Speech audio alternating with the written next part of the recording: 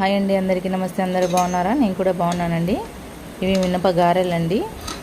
మినప్పాయలు ఉంటాయి కదా, వాటిని బాగా నానబెట్టాలన్నమాట. నానబెట్టిన తర్వాత వీటిని రుబ్బుకోవాలి. రుబ్బేటప్పుడు కొద్దిగా మిరియాలు, అలాగే కొద్దిగా సాల్ట్ వేయండి. దాంతో సోడా పొడి వేయద్దు. సోడా పొడి వేస్తే కనుక ఎలా అవుతుందంటే చాలా క్రిస్పీగా ఆయిల్ ఎక్కువగా పీల్చేస్తుంది అనమాట. సోడా పొడి వేయకుండా ఇలా చేసుకోవడం వల్ల మంచిగా తయారవుతాయండి వడలు కూడా బాగా.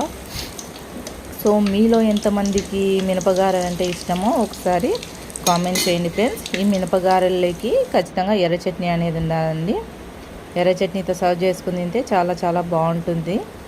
సో మీలో ఎంతమందికి మినపగారెలు ఎర్ర చట్నీ ఇష్టమో, లేదా మినపగారెలు నాటుకోడి కూర వేసుకుని తింటారో అందరూ ఒకసారి కామెంట్ చేయండి ఫ్రెండ్స్.